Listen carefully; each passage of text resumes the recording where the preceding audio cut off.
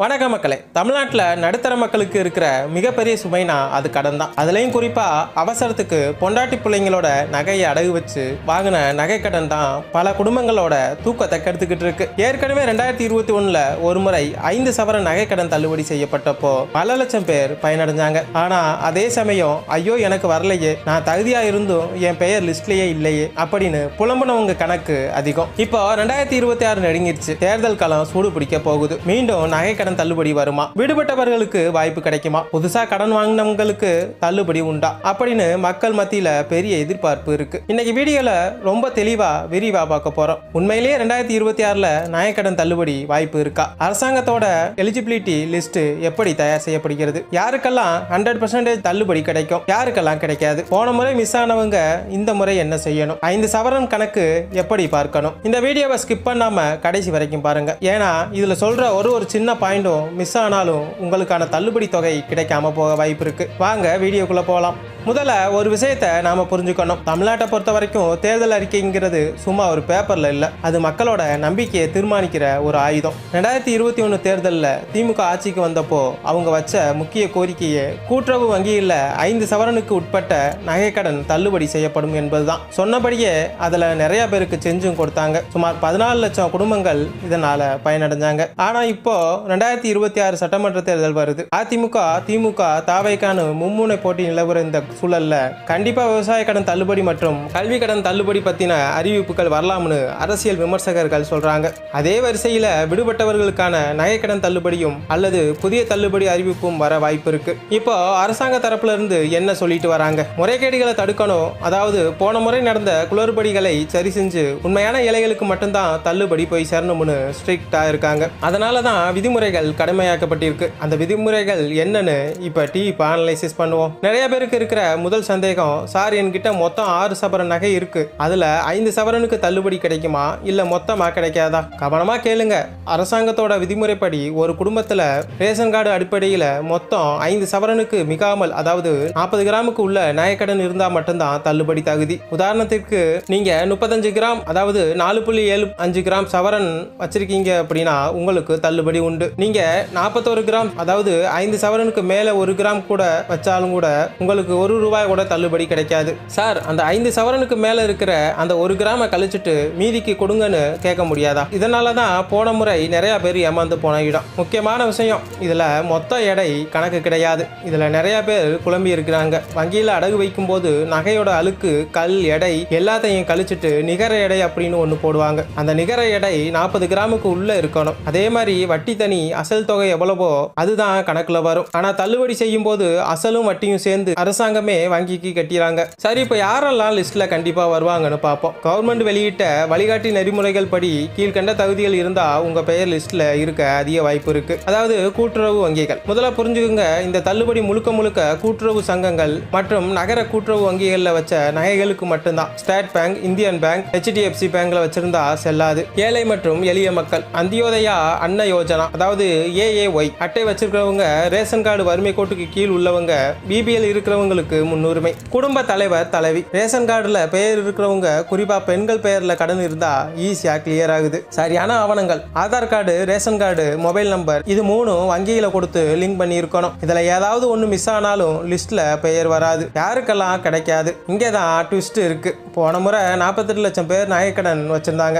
ஆனா தள்ளுபடி கிடைச்சது வெறும் 14 லட்சம் பேருக்கு தான். மீதி 30 லட்சம் பேர் ஏன் ரிஜெக்ட் ஆனாங்க தெரியுமா? இந்த 2026 அந்த தப்பை பண்ணிடாதீங்க. நிராகரிக்கப்பட்டதுக்கான முக்கிய காரணங்கள், அதாவது அரசு ஊழியர்கள், ஓய்வூதியர்கள். நீங்க அல்லது உங்க குடும்பத்துல யாராவது கவர்மெண்ட் வேலையில இருந்தா உங்களுக்கு தள்ளுபடி கிடையாது. அதே மாதிரி கவர்மெண்ட் பென்ஷன் வாங்குறவங்களுக்கும் தள்ளுபடி கிடையாது. குறிப்பு, முதியோர் உதவித்தொகை வாங்குறவங்களுக்கு இது பொருந்தாது, அவங்களுக்கு தள்ளுபடி உண்டு. இரண்டாவது பார்க்க போறது வருமான வரி செலுத்துபவர்கள். நீங்க IT ரிட்டர்ன்ஸ் ஃபைல் பண்றவங்களா இருந்தா கண்டிப்பா உங்களுக்கு தள்ளுபடி கிடையாது. உங்க பான் கார்டு வச்சு இதை ஈஸியா கண்டுபிடிச்சிருவாங்க. மூன்றாவது கூட்டுறவு சங்க ஊழியர்கள். பேங்க்ல வேலை செய்யறவங்களே அவங்க குடும்ப பெயர்ல நகைக்கடன் வச்சு தள்ளுபடி வாங்க ட்ரை பண்ணா அதுவும் ரிஜெக்ட் செய்யப்படும். நான்காவது பார்க்க போறது ஒன்றுக்கு மேற்பட்ட வங்கிகள்ல கடன். இது ரொம்ப முக்கியம். உங்க ஊர்ல இருக்கிற தொடக்க வேளாண்மை கூட்டுறவு வங்கியில 3 சவரன் வச்சிருப்பீங்க. டவுன்ல இருக்கிற இன்னொரு சொசைட்டில 3 சவரன் வச்சிருப்பீங்க. மொத்தம் 6 சவரன் ஆச்சு. தனித்தனி பேங்க் தானே, கண்டுபிடிக்க மாட்டாங்கன்னு நினைச்சா அது தப்பு. இப்போ எல்லாம்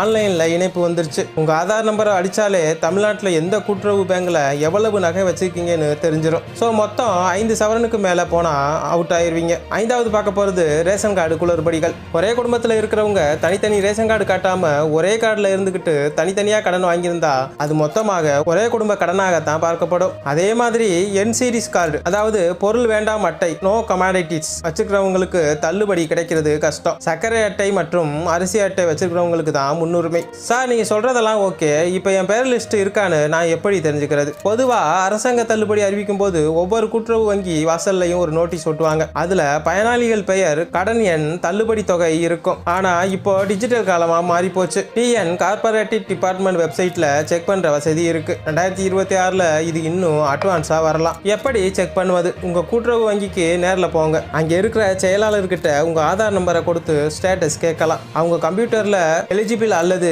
இன்எலிஜிபிள் அப்படின்னு பார்த்து உங்களுக்கு சொல்லுவாங்க. ஒருவேளை இன்எலிஜிபிள் அப்படின்னு வந்தா அது என்ன காரணம்னு பக்கத்திலேயே போட்டிருப்பாங்க. உதாரணத்துக்கு கவர்மெண்ட் எம்ப்ளாயி இப்படி இருக்கும். சில பேருக்கு தகுதி இருந்தும் பெயர் வராம இருக்கும். ஏன்னா ஆதார் நம்பர்ல ஒரு நம்பர் தப்பா டைப் பண்ணியிருப்பாங்க, இல்லைன்னா ரேஷன் கார்டு நம்பர் மாறி இருக்கும். அதனால உங்க பேங்க் போய் கேஒய்சி டாக்குமெண்ட்ல கரெக்டா பண்ணிடுங்க. இப்பவே செஞ்சு வச்சா அறிவிப்பு வரும்போது ஈஸியா இருக்கும். போன முறை நடந்த இன்னொரு முக்கியமான விஷயம் கள ஆய்வு. அதாவது அதிகாரிகளே உங்க வீட்டுக்கு வந்து நீங்க உண்மையிலேயே அந்த அட்ரஸ்ல தான் இருக்கீங்களா, நீங்க தான் அந்த நகையை வச்சீங்களா அப்படின்னு விசாரிச்சாங்க.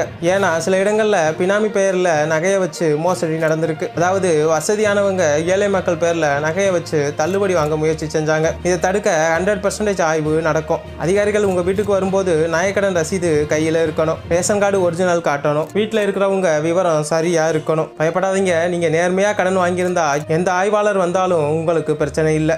இப்போ முக்கியமான கேள்விக்கு வருவோம். 2026ல என்ன நடக்கும்? கூடுதல் சலுகைகள், அதாவது தேர்தல் நேரம்ங்கிறதுனால ஒருவேளை 5 சவரன் அப்படிங்கிறது வரம்பை மீறி 6 அல்லது 7 சவரனாக உயர்த்த வாய்ப்பு இருக்குமான்னு மக்கள் எதிர்பார்க்குறாங்க. ஆனால் பொருளாதார சூழலை பார்த்தா அதுக்கு வாய்ப்பு குறைவுதான். 5 சவரன் உறுதியா இருக்க வாய்ப்பு இருக்கு. முழு அசல் தள்ளுபடி இல்லாட்டாலும் குறைந்தபட்சம் இதுவரைக்கும் கட்டின வட்டியவாவது தள்ளுபடி செய்யணும்னு கோரிக்கை இருக்கு. 2021க்கு அப்புறம் வச்ச கடன்களுக்கு தள்ளுபடி உண்டா? இதுதான் $1 மில்லியன் கேள்வியா இருக்கு. பொதுவாக தள்ளுபடி அறிவிப்பு வரும்போது ஒரு கட் ஆஃப் டேட் அறிவிப்பாங்க. உதாரணத்துக்கு மார்ச் 31, 2024க்கு முன் வைக்கப்பட்ட கடன்கள் அப்படின்னு சொல்லலாம். அதனால புதுசாக கடன் வச்சிருக்கிறவங்க எப்படியும் தள்ளுபடி ஆகிடும்னு அசால்ட்டா வட்டியை கட்டாம விட்டுறாதீங்க. வட்டி கூடிக்கிட்டே போகும். அரசாங்கம் அறிவிச்சா சந்தோஷம், இல்லைனா வட்டி சுமை உங்களுக்கு தான். கடைசியாக ஒரு சின்ன அட்வைஸ், நகைக்கடன் தள்ளுபடி வரும்னு நம்பி தேவையே இல்லாமல் நகையை கொண்டு போய் பேங்கில் வைக்காதீங்க. ஏன்னா அரசாங்கம் போட போகிற கண்டிஷன்ஸ் என்னன்னு யாருக்கும் தெரியாது. இப்போ உங்கள் கடனை முடிஞ்ச அளவுக்கு கொஞ்சம் கொஞ்சமாக கட்டிடுறது நல்லது. ஒரு வேளை தள்ளுபடி அறிவிச்சாங்கன்னா நீங்கள் கட்டின பணம் திரும்பவும் கிடைக்கவும் வாய்ப்பு இருக்குது, அல்லது உங்கள் கணக்கில் வர வைக்கவும் வாய்ப்பு இருக்குது. இப்போ நீங்கள் செய்ய வேண்டியது, உங்கள் Aadhaar, ration card, mobile number இணைப்பை உறுதிப்படுத்துங்க. கூட்டுறவு வங்கியில் உங்கள் கணக்கு செயல்பாடில் இருக்கான்னு பாருங்கள். வேறு வேறு பேங்கில் நகை வச்சுருந்தா முடிஞ்ச அளவுக்கு மீட்டு ஒரே பேங்கில் லிஸ்ட்டுக்குள்ளே வைக்க பாருங்கள். உங்களுக்கு நகைக்கடன் சம்பந்தமாக வேறு என்னென்ன சந்தேகம் இருக்குது? நான் பிரைவேட் பேங்கில் வச்சுருக்கேன், மாற்ற முடியுமா? இந்த மாதிரி கேள்விகளை கமெண்ட்டில் போடுங்க. இந்த தகவல் உங்களுக்கு உபயோகமாக இருந்தால் மறக்காமல் லைக் பண்ணுங்கள், சேனலை சப்ஸ்கிரைப் பண்ணுங்கள், உங்கள் ஃப்ரெண்ட் அண்ட் ஃபேமிலிக்கு மறக்காமல் இந்த வீடியோவை ஷேர் பண்ணுங்கள். நம்ம சேனலில் இது போல் அடுத்தடுத்து முக்கியமான வீடியோக்களை மட்டும்தான் பதிவு செய்வோம். நன்றி, வணக்கம்.